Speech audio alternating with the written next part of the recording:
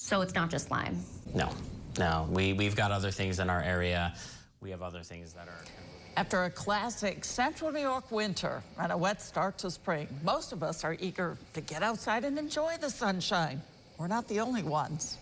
As temperatures rise, ticks become more active, and this year is no exception. Yeah, News Channel 9's Rachel Polanski tells us what's different. It's that it's not just Lyme disease you have to watch out for now. Like most toddlers, Brooklyn Rose is curious. She loves playing outside and exploring the world around her. You smell the flower? And I know this better than anyone because I'm her mom. Wow, there you go, Mama. But with that joy comes a constant vigilance.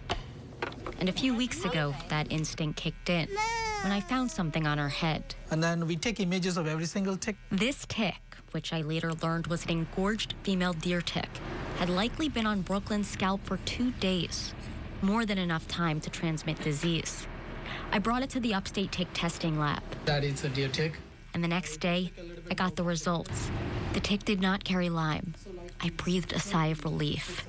But what I learned next is why I'm sharing this story. Not to scare, but rather to inform. Over the past 4 or 5 years is where I've started to notice a pretty drastic increase in anaplasma. The tick on Brooklyn's head tested positive for anaplasma, a bacteria that can cause anaplasmosis. Dr. Chris Paulino, an infectious disease specialist at Upstate, says the illness can lead to severe health complications if it's not caught early. I've seen patients end up in the ICU, and every year you hear about 1 or 2 cases that end up in an unfortunate death. The data tells the same story. In 2019, roughly 2% of ticks tested in Upstate's lab carried anaplasma. In the first few months of 2025, that number jumped to 18%. And it's not just infected ticks. More people are getting sick, too. Between 2016 and 2020, Dr. Paulino treated just 2 confirmed cases of anaplasmosis. Last year alone, he had 19 cases. And there's no bullseye rash here. With anaplasmosis, he's on the lookout for other symptoms. Really high fevers, severe headaches, if they have some lab abnormalities, such as low white blood cells. It's a good specimen for us. And there's another disease gaining ground in Central New York. Babesiosis, caused by a parasite called Babesia. Both illnesses can be especially dangerous for young children and older adults. There you go. Good job, Papa. They're going to be most at risk at some of these severe outcomes. It's important to note that not all tick bites make you sick, but knowing what the tick is carrying can make a difference.